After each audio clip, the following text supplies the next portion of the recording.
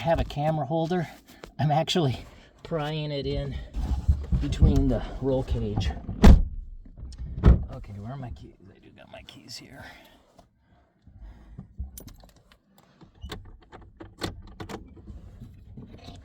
Okay, now, hopefully the battery has enough of a charge. If not, it's not going to start. We're going to find out right now. Ooh, it started right up. Okay, we're good.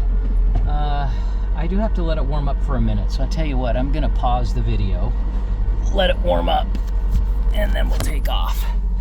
If you look at the tack, it's idling a bit high, but once it warms up, it'll stop. It'll lower. Actually, lowered a little bit right there, but I'm going to go ahead and pause.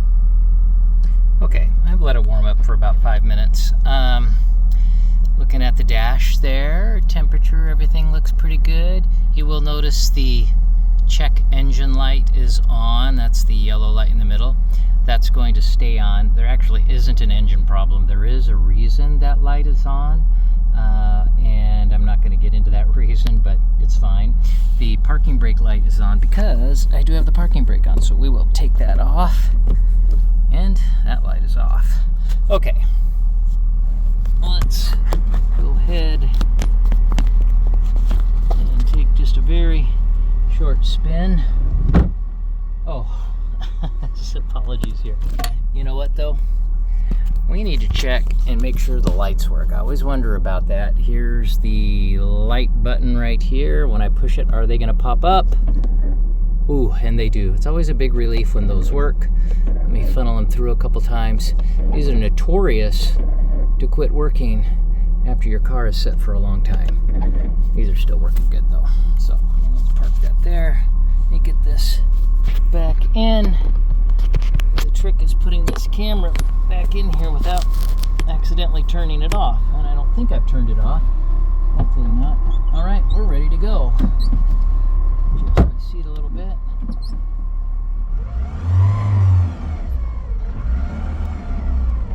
All right, we gotta drive through the grass.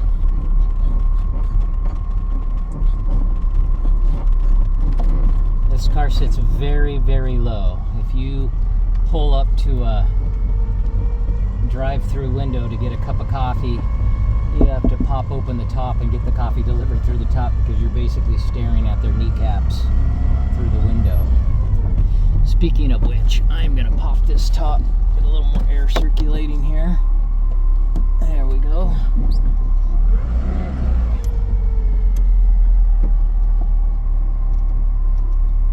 Got a car coming. I'm just gonna patiently wait for it to go by. That's a long way. It's farther away than I thought. I mentioned earlier this was purpose-built by Lotus to race, so it's got some interesting characteristics. Number one, it doesn't have power steering. They want you to be able to fill the road up through the tires, through the steering wheel, so you understand the handling of the car. As such, when you're going slow, very difficult to steer, but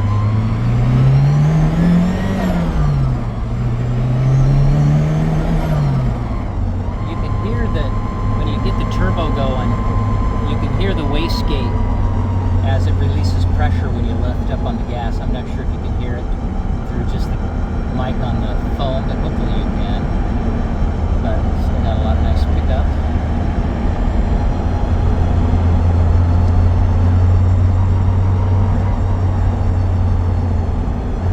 It's going to be a pretty short drive. Take it up here and turn around. It's going to turn around right where that car is. So I'm not going to turn around. Drive a little bit farther.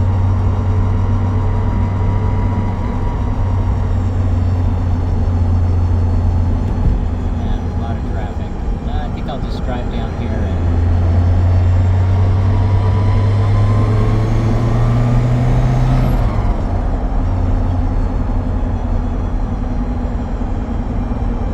now Lotus raced this car very effectively. It's currently anyway, the way things currently sit, it was the last Lotus built race car that was actually raced by the Lotus racing team. And they were very successful in this car. In fact, so successful that by the third year, the sanctioning body of the SCCA required that they detune the car to allow for other cars to have a chance to win. Now, as far as I understand, the detuning consisted of adding more weight to the car. That would slow down the acceleration, reduce the capabilities of the braking, and of course impact cornering.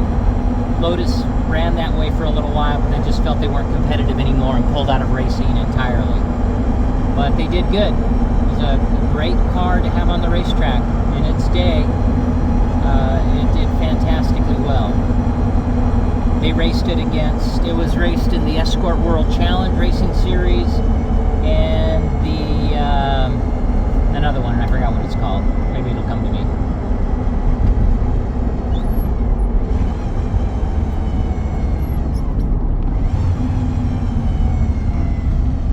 This thing handles incredibly well. It's not really something you can describe. You have to feel it. But, you know, the car sits so low. The standard Esprit, of course, handles very well, too. I mean, the Lotus is known for its handling. But with the built-in roll cage, that provides an incredible amount of stability to the car. Really stiffens things up. And that increases the cornering of this car. In addition to that, it sits an inch or so lower to the ground. The standard Lotus Esprit is already very low, but this is a little bit lower. And then it has stiffer suspension. So all of these things combined, it just makes the handling extraordinary. Same thing with the brakes. If I recall, it has AP racing brakes for sure. I believe it's 13-inch brakes on the front and 11-inch brakes on the back. And what the engine is to accelerating, the brakes are for stopping. I mean, this thing will stop on a dime. In fact, it can be just as fun slowing down as it can be accelerating. It's pretty neat. You can, your face and head just kind of fall forward when you do that. This car did come with anti-lock brakes, which are terrible. You would generally turn those off for racing. This was the first year. I would say the anti-lock brakes in this, I would consider them experimental more than anything else. Now, this car the standard Esprit that this is based on comes with the charge cooler, which is the intercooler that will cool the air being fed through the turbo so that you'll have higher density of air and get a stronger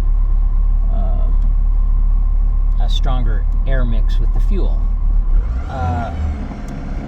This car has air conditioning for the comfort of the driver.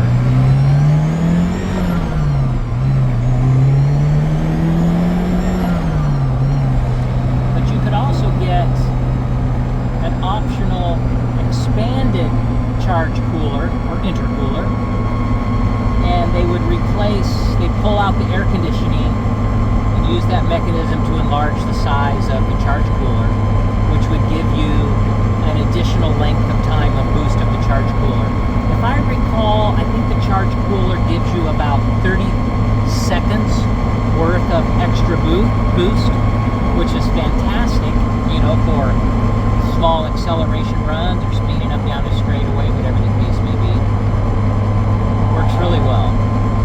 As far as turbo lag, this car, it has a little bit of turbo lag. I don't feel like it's too bad.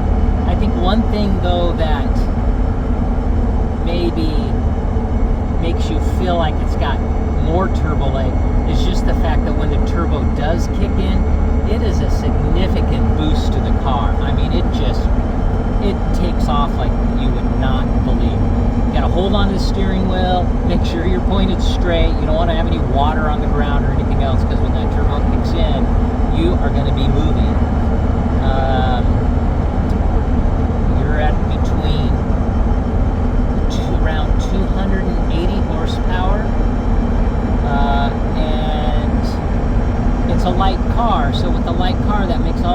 difference in the world. It's a 4-cylinder. It really surprises people.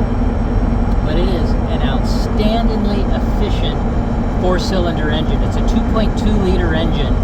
When this car came out with the 2.2-liter turbocharged engine, it was the fastest, let me back up, it was the most horsepower per liter of any production turbocharged engine.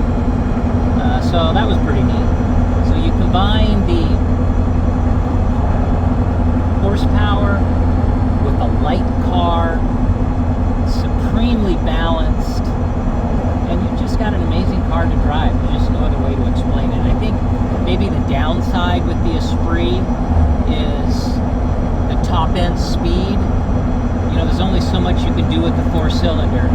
With the tuned for racing, I know they were getting up near 200 miles an hour. I don't know the exact number, but you know, 180 or so, right in there. That was my understanding. So you can get an amazing amount of speed out of it. The way this car sits here today, I would put the top speed at 170 or so. Not that I really know. There's no place to drive around here at those speeds. It'd be too dangerous. See, that one thing you got to remember is when you're driving fast, the amount of ground you cover increases as well. So that big long straightaway isn't as big and long as you might think it is when you're cruising at 150 miles an hour. So unless you're on a dedicated track with a really long straightaway, it's very difficult to do a test to figure out what the top speed is. So I really don't know. And I haven't seen a test on this. I know when Road and Track tested this specific car, they did a 0 to 60 time of 4.2 seconds. This is a 1991. You got to remember, 1991, 4.2 seconds in the 0 to 60 time was incredibly fast. I mean, it's still fast today, but certainly there's, you know, cars that are much quicker. However, you combine that with the handling and the cornering and the braking, and this car on the racetrack will still give a modern day sports car run for its money. This is adjustable suspension, so you can change the height. However, you don't just push a button. You have to jack it up and you have to manually adjust the suspension yourself. So you would tune it for a specific track and generally just leave it that way for the duration of the race. It does have a rear spoiler, it does have a front spoiler that would go on the front to give you more ground effect when you're racing. However, that front spoiler sits so low to the ground, like you'd have an inch to spare, that the first speed bump you encounter, it's going to tear the spoiler off the front. It's made to come off, so it doesn't wreck the car, but it does wreck the spoiler. I bought this car brand new from the dealership in 1992. It is a 91. And they had already broken the spoiler off, so it's never had a spoiler, unfortunately. We are about done with our drive. The car's been fantastic, no complaints. It's a 1991. It has 11,000 miles on it. I am the original owner, and the car is all original. It has not been modified in any way whatsoever. It is the way it rolled off the factory floor and the way it was delivered to the Lotus dealership when I bought it off the showroom floor, minus the front spoiler. Everything functions correctly on it. Maybe the exception is I doubt the air conditioner still works. It's going to need to be recharged.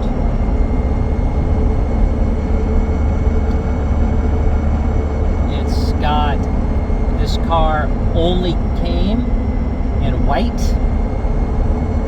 They only manufactured 20 of them. I'm not sure if you can see the label here, but it says 11 of 20. This is car number 11. It has a black interior. The idea of the black, it's supposed to reduce any reflections that would help, that might reduce visibility of the driver. It's made from doe skin leather. And that's it. We are done. That was a nice drive. We shall now park this thing and maybe maybe get it out later next week. Take it out for another spin. For now, we shall just park it right here. All right, there we go. I'm gonna let it set for a minute. I had the turbo spinning up. You need to let it set for a minute or so. Just want to make sure that the turbo is not spinning when you turn your engine off. I doubt this one is, but I'll let it sit for a minute anyway. Okay, let's take a look here. All right, we got a 20-minute long video. That was kind of long, but it's a good ride. Thanks for watching.